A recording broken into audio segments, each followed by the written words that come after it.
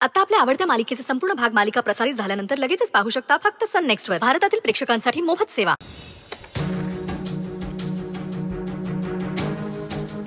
शिंदे, मी निघते आता.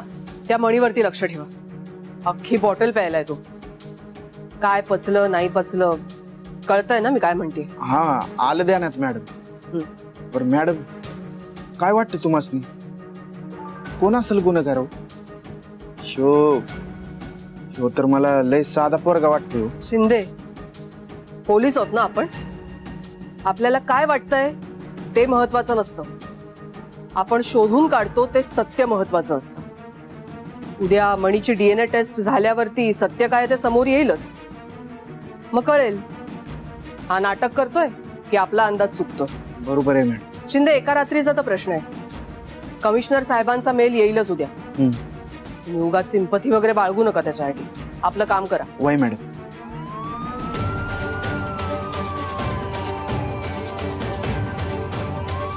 क्या रात्री सायरन? मी बघतो. सर. जय हिंद सर. सर, तुम्ही इतक्या रात्री? Anything serious? सिरियस? फक्त सिरियस नाहीये तर लाजीरवाण्या गोष्टी होत आहेत आपल्या ह्या पोलीस स्टेशन मध्ये. सर, काय झालं? तुम्ही नक्की कशाबद्दल बोलताय? ऑफिसर, तुम्हाला चांगलंच माहिती आहे मी कशाबद्दल बोलतोय ते. DNA टेस्ट म्हणजे तुम्हाला काय अल्कोहोल टेस्ट वाटली की कुणाच्या तोंडासमोर मशीन नेऊन फुंकर मारायला सांगितली?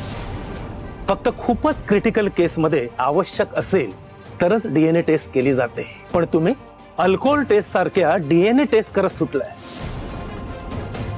आणि त्यासाठी माझी परवानगी मागताय? सर, स्वानंदीची केस पण तेवढीच क्रिटिकल आहे ना? रिझल्ट काय आला गेल्या टेस्टचा?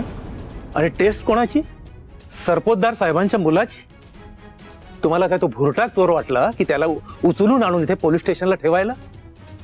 शेवटी टेस्ट निगेटिव्हच आली ना. नाव कुणाचं खराब झालं? डिपार्टमेंटचं, माझं. तुम्हाला काय फरक पडला? सर, पण आमच्याकडे सर्कमस्टेन्शियल एव्हिडन्स आहे. आता तुम्ही मला शिकवणार का कोणाला कोणत्या बेसिसवर अरेस्ट करायची ते? आणि हाय प्रोफाईल सस्पेक्टला अरेस्ट करण्याआधी सिनियर्सना कन्सल्ट करायचं हा अलिखित नियम आहे. तो प्रोटोकॉल आहे. हे माहित नाही तुम्हाला? आणि तुम्ही तो पण पाळला नाही.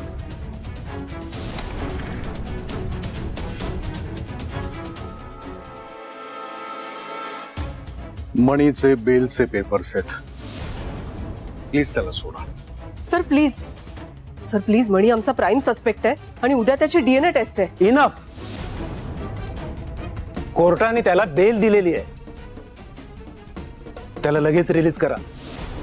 And that's my order. Sir. Shinde.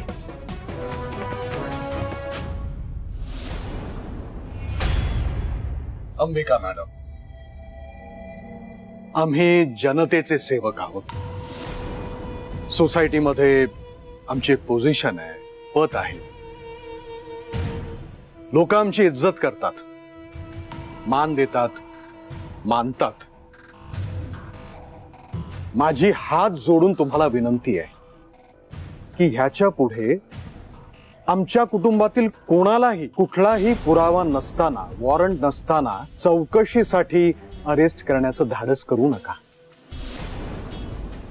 काय तुमची ड्युटी होते हो, पण आमचं इतकी वर्ष मेहनत करून कष्ट करून जे नाव कमावलेलं असतं ना, ते एका क्षणात खराब होतं.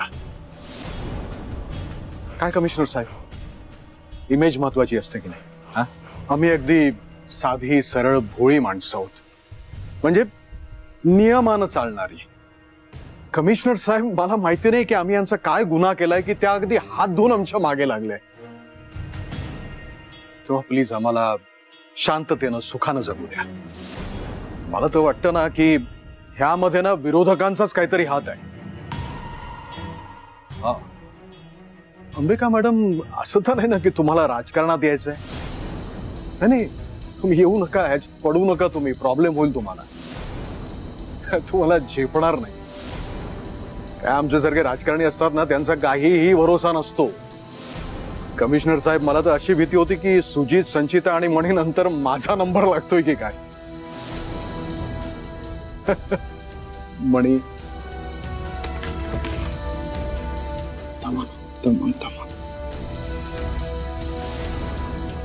साहेब तुम्ही तुझी बेल घेऊन आलोय. चल घरी चल. बेल साहेब मला इथून बेलवर बाहेर पडायचं नाही सर. मॅडमला डीएनए टेस्ट करायची आहे माझी. ती केल्यानंतर मी निर्दोष सिद्ध होईल आणि एकदा निर्दोष सिद्ध झालो की बरोबर असतो इथे लॉकअप मध्ये. मॅडम इन्व्हेस्टिगेट करताना मला त्यांनी दारू दिली तर त्यांना बघायचं होतं दारू प्यायल्यानंतर अतिप्रसंगाचे विचार माझ्या मनात येतात का. कमिशनर साहेब, काय प्रकार आहे हा? टेस्ट करायच्या नावाखाली तुमच्या पोलीस स्टेशन मध्ये हे चालतं? हा, नाही, तुमच्या मॅडम तर लोकांना कायदा शिकवतात. हे स्वतः मात्र मनात येईल ते करतात. ते काय नाही. चल घरी चल. आणि कमिशनर साहेब, थँक्यू सो मच. तुम्ही इथे आलात आणि स्वतःच्या डोळ्यांनी बघितलं की तुमच्या पोलीस स्टेशन मध्ये काय चालतं ते. वेळीच त्याच्यावर आवर घाला. तर मला होम मिनिस्टर साहेबांशी बोलावं लागेल. थँक्यू. Good night. सर चल साहेब. चल. ऑफिसर, तुमच्यामुळे मला आज ऐकून घ्यावं लागलं. ही काय पद्धत आहे इन्व्हेस्टिगेशनची? मला आता तुमच्यावर सिरियस ऍक्शन घ्यावीच लागेल. पण सब